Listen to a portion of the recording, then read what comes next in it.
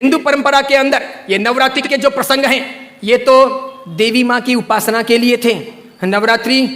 पवित्रतम रात्रियां कही जाती है, पवित्रतम दिन कहे जाते हैं। यह आसो जो चैत्र महीने में आती है, यह साधना के लिए, मंत्र साधनाओं के लिए, ब्रह्मचर्य के लिए, सत्व को प्राप्त करने के लिए, इष्ट की सिद्धि के लिए, अंतरतम की शक्तियों को जगाने के लिए, कुछ अच्छा हासिल करने के लिए होती हैं। समझदार हिंदू और समझदार जैन श्रावक श्राविका और समझदार हिंदू और समझदार जैन साधु संत इन दिनों में साधना में बैठते हैं, मौन रहते हैं, ब्रह्मचर्य का परिपालन करते हैं और आगे बढ़कर के शक्तियों को साधते हैं। उस जमाने में देवी माता की आरती करना, घट स्थापना करना, देवी माता को रिझाना और पुरुष एक तरफ, महिला एक तरफ, महिलाओं की जगह में, पुरुष की जगह में, देवी माता को बीच में रख करके मात्र उनके हाथ से गरबे लें और इस प्रकार उनकी भक्ति करें। यह परंपरा थी नवरात्रि की।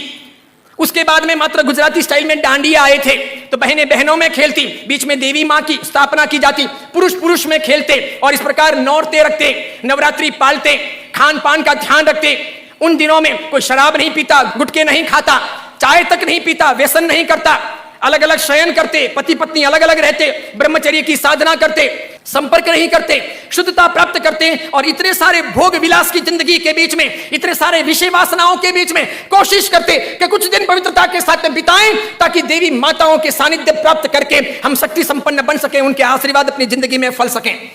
गरबे गई, फिर डिस्को आया, नाना प्रकार के धुनें आई, नाना प्रकार के गायक आए,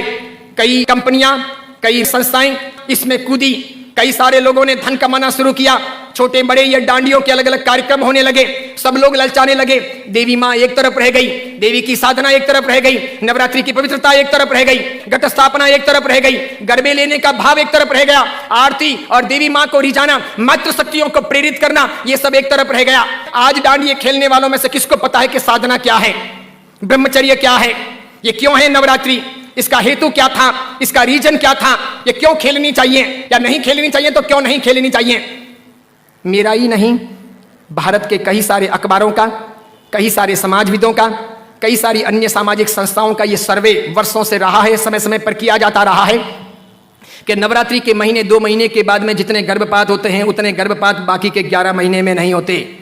तो ये व्यभिचार नहीं है तो क्या है, ये दुराचार नहीं है तो क्या है, ये जीवन की भ्रष्टता नहीं है तो क्या है। इस बात पर मैं कुछ वर्षों पहले बोला था, अभी किसी ने वो वीडियो वायरल कर दिया और उस वीडियो को लेकर के अखबार ने लिखा। मैंने कहा जो सच है वो सच है कि हम अपनी साधनाओं को बचाएं, बेच ना दें। हिंदू धर्म की परंपरा हो कि जैन धर्म की परंपरा हो, कोई भी उत्सव महोत्सव हो, मैंने समय समय पर यह भी कहा था गणपति अगर हिंदू धर्म के देवता हैं और गणपति के महोत्सव अगर मनाए जाते हैं या उनका आराधन अगर किया जाता है तो उसमें कहीं जुआ नहीं खेलना चाहिए, शराब नहीं पीनी चाहिए, गणपति के नाम पर तमाशे नहीं करने चाहिए, लड़कियों के साथ में नाच गान नहीं होने चाहिए, गणपति लड़कियों को छेड़ने के लिए महोत्सव के तौर पर नहीं आ रहे, लड़कियां अपनी जगह पर हों, पुरुष अपनी जगह पर हों, वहां शराब नहीं पी जानी चाहिए, उनके पैसों का प्रपंच नहीं होना चाहिए, गणपति को सेलेबल नहीं बनाया जाना चाहिए। हिंदू धर्म अगर इन चीजों को नहीं संभालता है तो धीरे धीरे भारतीय संस्कृति का विनाश होगा।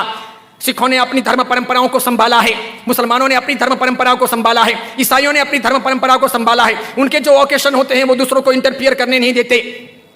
वो उसमें घालमेल नहीं करते। हिंदू और जैनों को इस बारे में सावधानी रखनी आवश्यक है। कल ऐसा ना हो जाए कि पर्युषण महापर्व के दिन आए या आखातीज का दिन आए या कार्तिक पूर्णिमा का दिन आए और कोई उसे किसी प्रतिष्ठान के नाम पर प्रोजेक्ट कर ले कि चलो अब महोत्सव को इस प्रकार मनाएंगे, उस प्रकार मनाएंगे, तो 25 साल 50 साल के बाद में ऐसा हो सकता है कि हमारी होली की आराधना या हमारे पर्युषण महापर्व की आराधना का रूप रंग बदल जाए।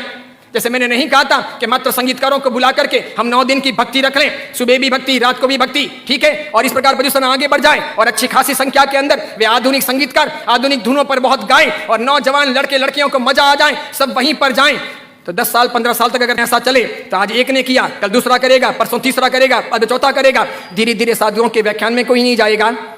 पर्युषण महापर्व के प्रवचन एक तरफ रह जाएंगे, कल्पसूत्र जी हवा खाते रह जाएंगे और पर्युषण का रूप बदल जाएगा। ये नहीं हो सकता, ये नहीं किया जाना चाहिए।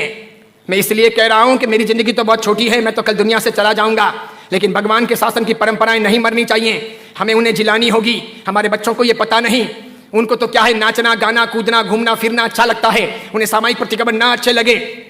बिना पंखों के रहना उन्हें ना अच्छा लगे, लेकिन जरूरी यह है पर्युषण महापर्व की पूरी प्रक्रिया, उसकी साधना की सारी व्यवस्था समझी जानी चाहिए और इसीलिए हर बाबत के अंदर सावधानी आवश्यक है।